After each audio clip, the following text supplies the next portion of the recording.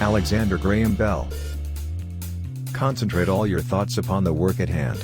The sun's rays do not burn until brought to a focus. A man, as a general rule, owes very little to what he is born with. A man is what he makes of himself. My knowledge of electrical subjects was not acquired in a methodical manner but was picked up from such books as I could get hold of and from such experiments as I could make with my own hands. It is hardly an exaggeration to say that oral teachers and sign teachers found it difficult to sit down in the same room without quarreling, and there was intolerance upon both sides. To say oral method to a sign teacher was like waving a red flag in the face of a bull, and to say sign language to an oralist aroused the deepest resentment. From my earliest childhood, my attention was specially directed to the subject of acoustics, and especially to the subject of speech, and I was urged by my father to study everything relating to these subjects, as they would have an important bearing upon what was to be my professional work. When one door closes, another opens, but we often look so long and so regretfully upon the closed door that we do not see the one which is open for us. Sometimes we stare so long at a door that is closing that we see too late the one that is open. America is a country of inventors, and the greatest of inventors are the newspapermen. A man's own judgment should be the final appeal in all that relates to himself. In this experiment, made on the 9th of October, 1876, actual conversation, backwards and forwards, upon the same line, and by the same instruments reciprocally used, was successfully carried on for the first time upon a real line of miles in length. It is a neck-and-neck race between Mr. Gray and myself who shall complete our apparatus first.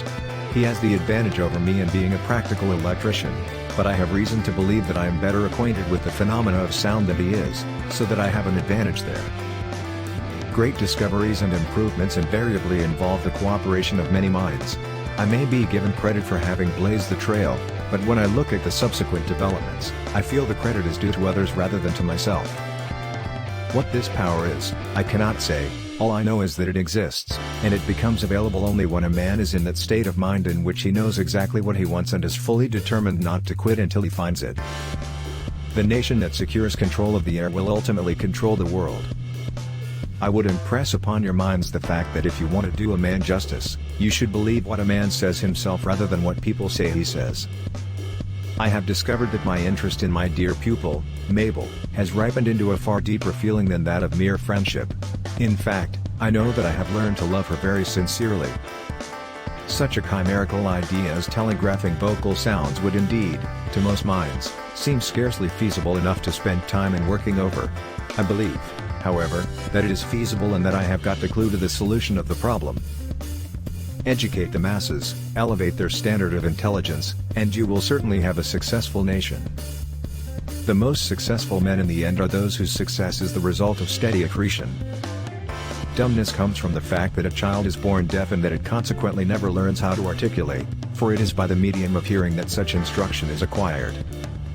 I do not recognize the right of the public to break in the front door of a man's private life in order to satisfy the gaze of the curious. I do not think it right to dissect living men even for the advancement of science. So far as I am concerned, I prefer a post-mortem examination to vivisection without anesthetics.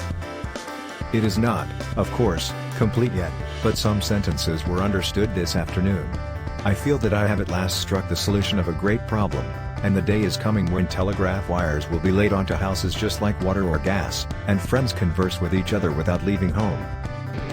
Before anything else, preparation is the key to success. When one door closes, another opens, but we often look so long and so regretfully upon the closed door that we do not see the one which is open for us. Motivational quotes Alexander Graham Bell. We hope for your support in the form of likes and comments. Thank you for watching and listening. Please subscribe.